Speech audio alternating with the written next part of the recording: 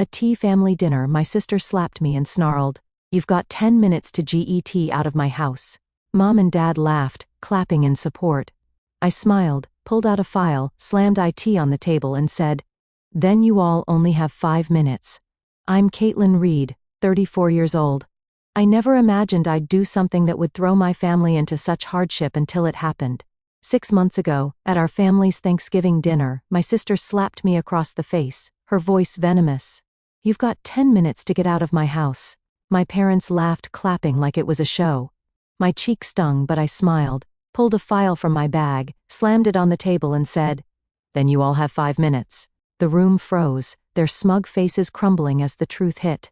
Years of being the family's doormat, paying for repairs, swallowing their lies, it all snapped inside me.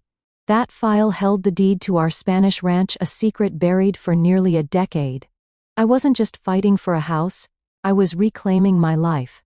If you were in that situation, what would you do? Leave a comment below.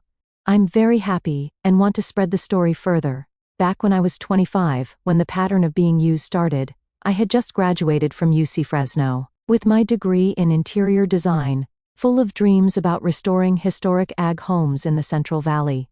The Spanish ranch my family called home, built in the 1950s by my grandparents, felt like the perfect base. It sat on a plot with an old almond grove that my grandmother Beatrice Klein had tended for decades, her hands rough from years of pruning branches under the relentless valley sun. Beatrice was the one who saw me, the quiet kid who sketched room layouts, while my sister chased the spotlight. That summer Beatrice's health was fading fast from the valley's dry heat, and I moved back to help. While Mom and Dad jetted off to cheer my sister Cassidy at her marketing conferences in LA, I was the one driving Beatrice to her doctor's appointments in Fresno, listening to her stories about the ranch's roots. "These almond trees remember everything, Caitlin," she'd say, guiding my hands through the soil, her voice weak but steady. "Nurture them, and they'll outlast us all."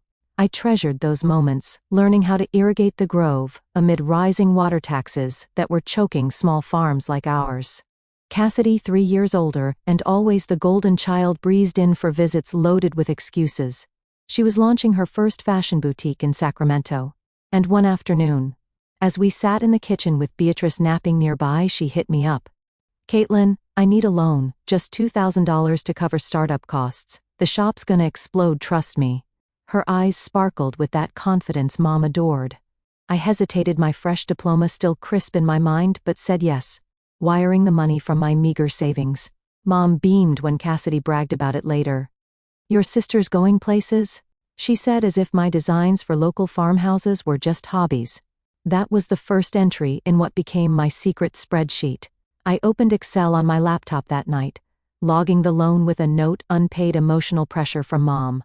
It felt silly at first, but as the months dragged, Cassidy's calls kept coming. "Another 1,000 for inventory," I'd ask, and she'd laugh it off.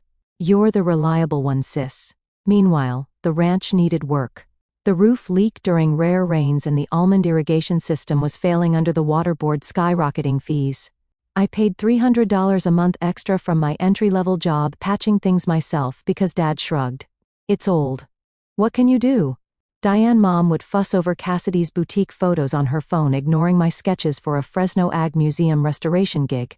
"Cassidy's so bold," she'd gush while Dad nodded, reminiscing about her college parties. Why always her? I wondered, entering another $5,000 for roof repairs into the sheet. The cursor blinking like an accusation. Beatrice noticed my late nights at the kitchen table. "Keep those records close, child," she whispered one evening, her fingers tracing an almond shell. "Roots without proof? Wither in the drought." Little did I know that spreadsheet was planting seeds for a reckoning far bigger than unpaid loans. 7 years passed, and one dusty afternoon changed everything. 7 years passed, and one dusty afternoon changed everything. By 2023, I was 32, knee-deep in a freelance gig, redesigning a historic AG barn just outside Fresno for a local museum. The Central Valley sun beat down mercilessly, turning the air hazy as I hauled boxes from the ranch's garage to clear space for my sketches and fabric swatches. The Spanish-style home with its terracotta tiles and arched doorways had always been my anchor. But lately the almond grove outback looked thirstier than ever. the tree's leaves curling under the weight of another water tax hike from the state board. I wiped sweat from my brow, shoving aside a stack of old irrigation manuals Beatrice had hoarded, when a yellowed envelope tumbled out, stamped in her neat script, Beatrice Klein Estate. My hands shook as I tore it open. Right there on the concrete floor, dust motes dancing in the slanted light. Inside was the property deed to the ranch, dated 2016, a full year before Beatrice passed. It named me, Caitlin Reed, as the sole owner, with a notarized transfer from her to me, stipulating that Mom and Dad could stay as tenants at will, no strings attached. Tucked beside it was a letter from her longtime attorney Victor Lang, his signature crisp as ever. Caitlin, it read, "This land is your roots now, preserve the almond grove. Don't let developers from Silicon Valley turn it into another tech parking lot. I know you'll honor what it means, generations of our blood in the soil."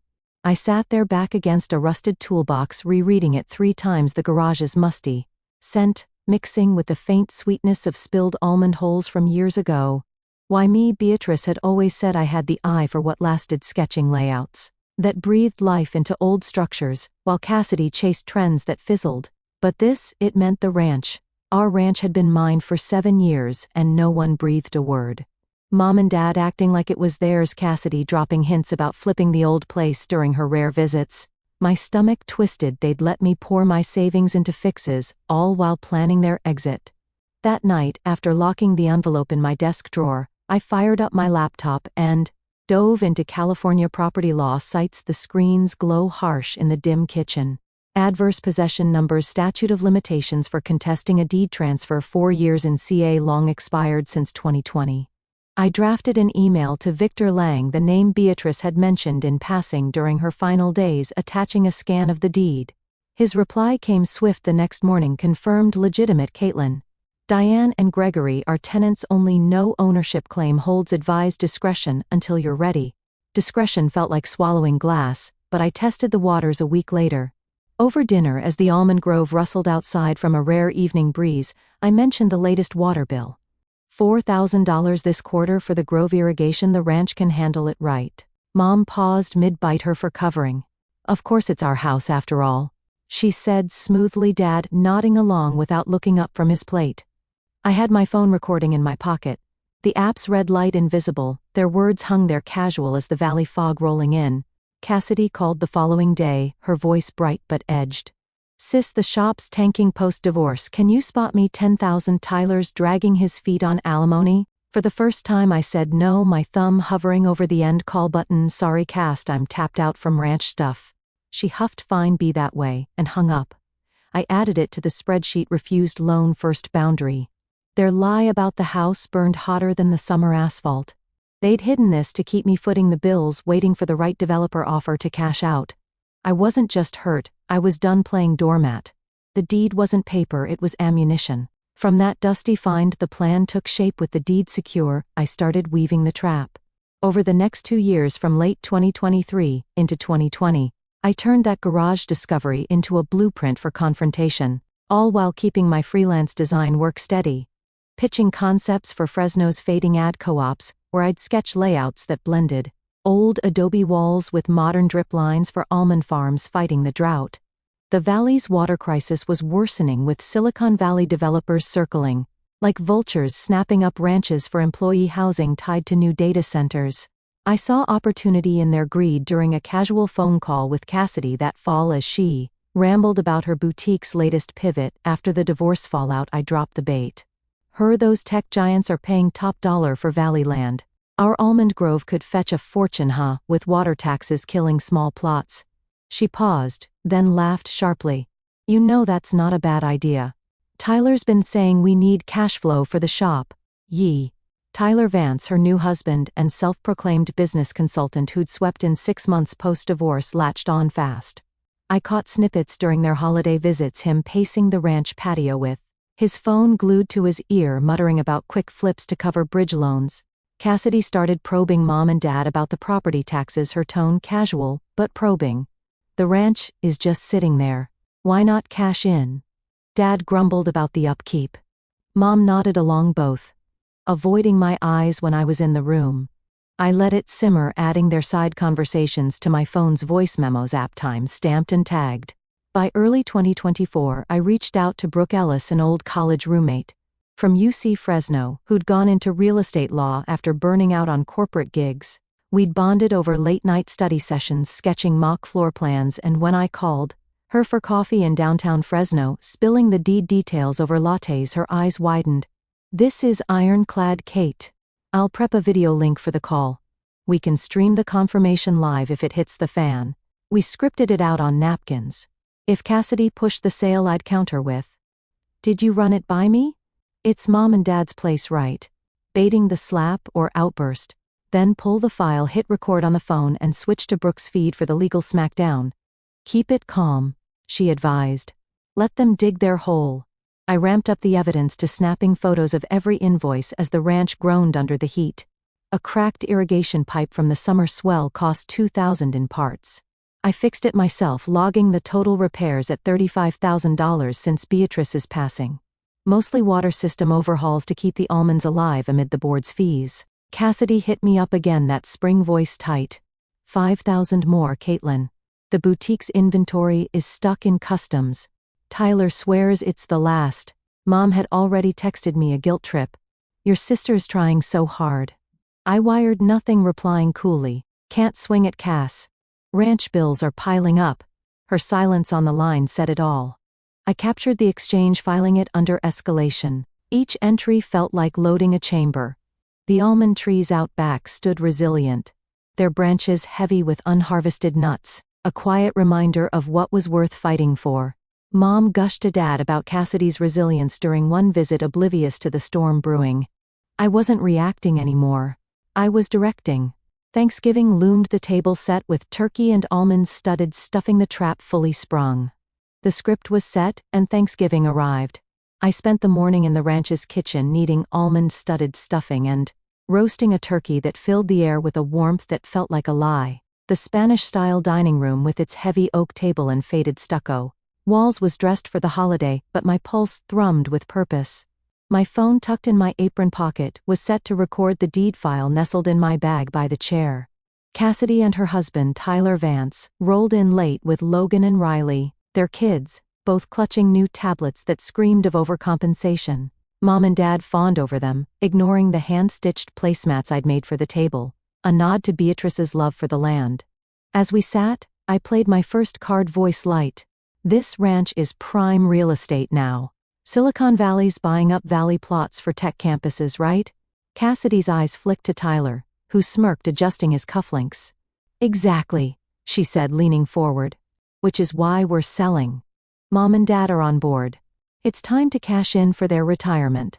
My heart thudded, but I kept my face neutral, setting the trap. "You ran this by me, Cass, isn't it? Mom and Dad's place?" Her smile twisted into a sneer. "Why would we? You're just the helper, Caitlin." Before I could respond, her hand cracked across my cheek, sharp and deliberate. 10 minutes to pack your stuff and get out of my house," she snapped. Mom clapped, laughing softly. "About time, Cassidy." Dad joined in, his chuckle grating like sandpaper. I smiled, slow and deliberate, my cheeks still stinging. "I see," I said, reaching for my bag. The room went still as I pulled out the manila file and slammed it on the table, the thud echoing like a gavel. "Then you all have 5 minutes. This ranch is mine." Cassidy's fork clattered, her face draining of color. Logan's eyes widened. Riley clutched her tablet tighter. Tyler sputtered. "What is this?" I tapped my phone, starting the recording, and dialed Brooke Ellis on video call. Her calm face appearing on the screen. Brooke confirmed the transfer for me. "Caitlin Reed owns the ranch outright." Brooke's voice rang clear. "Deeded in 2016 by Beatrice Klein. Notarized and uncontestable under California law since 2020. I've got copies and you're being recorded." I swiped to play the 2023 audio clip from my test with Mom. "It's our house after all," her voice echoed. Cassidy lunged for the file, shouting, "This is fake. You're scamming us." Tyler's face turned red, yelling, "We'll sue." I leaned back, unshaken. "You took a $20,000 deposit on property you don't own. That's fraud, Tyler. Good luck with that." Logan started crying, and Caitlin. "Why are you fighting?" Riley tugged at Cassidy's sleeve. "Ignored." Cassidy's glare could have burned the table, but she grabbed Tyler's arm, pulling him and the kids toward the door. "This isn't over," she hissed, slamming it so hard the chandelier rattled. The turkey sat untouched, steam fading in the silence. Mom and Dad stared at their plates, their laughter gone as I pocketed my phone, the recording still running. The table was cleared, but the real battle began now. The table was cleared, but the real battle began now. I turned to Mom and Dad, the turkey carcass, mocking us from the platter, and slid my phone across the oak surface. "Play this," I said quietly, hitting the button on the 2023 clip. Mom's voice filled the room, tinny but unmistakable. Of course it's our house after all. The audio cut off, leaving only the hum of the fridge in the kitchen beyond. Dad's fork froze midway to his mouth, his knuckles white. Mom's eyes darted to the door where Cassidy had stormed out minutes ago. The kids' cries, still echoing faintly down the hall. "When did you know, Mom?" I pressed my tone, even like we were discussing grocery lists. "From 2016, Victor Lang called right after Beatrice's funeral, didn't he?"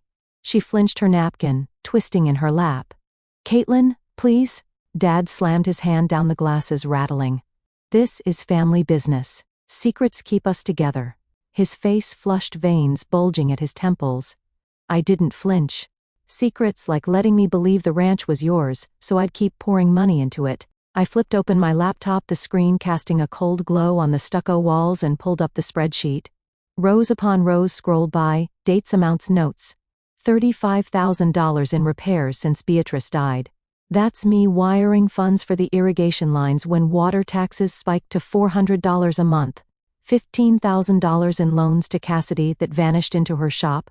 Mom's breath hitched, tears welling. "We didn't ask for that." "No," I countered. "You just complained until I stepped in. Every leak, every cracked pipe from the valley heat, I fixed it thinking it was your home." Dad leaned forward, voice dropping low. "You're twisting this. Cassidy's divorce left her drowning. $50,000 in debt from Tyler's bad deals. She needed the ranch sale more than anyone." I nodded as if agreeing, then cued the next file. Cassidy's voice crackled through the speaker from a memo I'd caught during their last visit. "The deposit's wired, $20,000 from the developer. Tyler says it's clean, but if Mom and Dad sign quick." Tyler's laugh followed, muffled. "Silicon Valley won't notice a little padding for my consulting fee." The recording ended on Cassidy's giggle. Mom buried her face in her hands, sobs breaking free. She was desperate, Caitlin. After the split, the alimony fights, we thought the money would fix it. Dad reached for her, but his eyes stayed on me hard. "You're destroying us over some old paper?" "Destroying?" I echoed, voice steady despite the knot in my throat. "You hid Beatrice's will for 9 years, let me shoulder the load while plotting to sell her Almond Grove to TechSuits. Needed it enough to steal her legacy." The rooms spun with their silence broken only by Mom's whimpers. I closed the laptop, the click, final. "Eviction notice goes out tomorrow morning. California law gives 3 days, then your tenants no more." Dad's jaw clenched. "Evicting your own parents," Mom whispered. "We can talk this out." But I stood gathering the dishes, the weight shifting from my chest for the first time in years. Their tears fell, but the fallout was just starting. 6 months later, the papers were signed. By March 2026, the Fresno County Superior Court had rubber-stamped the eviction after a grueling 45 days from the 3-day notice, the judge citing clear title under California Civil Code. I stood in the ranch driveway, keys in hand, watching the locksmith change the locks. While the almond grove bloomed defiantly against the valley's early spring chill, Mom and Dad loaded their battered SUV with boxes, faces gaunt from the legal notices piling up. No hugs, no goodbyes. Just Diane's muffled sob from the passenger seat as Gregory gunned the engine toward a Medi-Cal nursing home in Clovis, where monthly fees hit $2,800 for the bare-bones room they qualified for, after draining their savings on lawyer fees. Cassidy's world unraveled faster. I filed the fraud report on Tyler 2 days after Thanksgiving, citing the $20,000 developer deposit as mail fraud under federal statute. His consulting fee, padding exposed through bank statements I'd subpoenaed via Brooke. The IRS pounced first, auditing his side hustles for tax evasion tied to the divorce. Debts uncovering $50,000 in unreported income from shady flips. By January, Chapter 7, bankruptcy swallowed the boutique whole. The judge discharged the debts but liquidated assets, forcing a fire sale of their Fresno suburb split level. Cassidy texted me in a frenzy. "This is your fault. We're homeless." I blocked the number without reply, her pleas for family help echoing the loans she'd never repaid. The divorce hit like a valley dust storm. Tyler's schemes, funneling alimony through offshore accounts, blew up in family court, where the judge awarded Cassidy primary custody of Logan and Riley, but stripped her of spousal support amid the fraud fallout. She fought tooth and nail, but with no steady income post-bankruptcy, the kids shuttled between her cramped apartment and supervised visits, their confusion over Aunt Caitlin's house. A heartbreaking footnote in the custody logs I glimpsed through public records. I didn't stop at eviction. Armed with the spreadsheet's ironclad trail, I sued Diane and Gregory for $40,000 in unjust enrichment. Every cent I'd sunk into the ranch under false pretenses. Small claims court in Fresno sided with me in February, awarding $28,000 after reviewing the receipts. Indeed. Clear case of implied contract breach. The mediator ruled his gavel, echoing Beatrice's lessons on roots that demanded justice. Words spread like wildfire on Reddit's r/Fresno thread. Valley inheritance scandal, sister steals, family ranch for tech flip. I posted anonymized, the upvoted post exploding with locals sharing similar betrayals. The Fresno Bee picked it up a week later. Almond Grove betrayal, fuel Silicon Valley land grab fears. Front page feature quoting a local designer reclaiming her legacy. Reporters called, but I declined letting the article bury Cassidy's reputation deeper. With the ranch mine outright, I launched Valley Roots Designs that spring, offering heritage tours of the Almond Grove blended with interior workshops for egg homes. Clients from Sacramento co-ops flooded in my first year, netting $70,000. Enough to install solar irrigation and hire a part-time hand for the harvest. I started dating a landscape architect from Modesto, our weekends free of guilt trips or late-night bailouts. Cassidy's last unblocked message a month ago begged for a loan to cover Riley's therapy bills. I deleted it unread. Boundaries weren't revenge. They were survival. In the valley where water wars and tech booms uproot everything I'd learned to guard my roots. No second chances for those who tried to sell them out.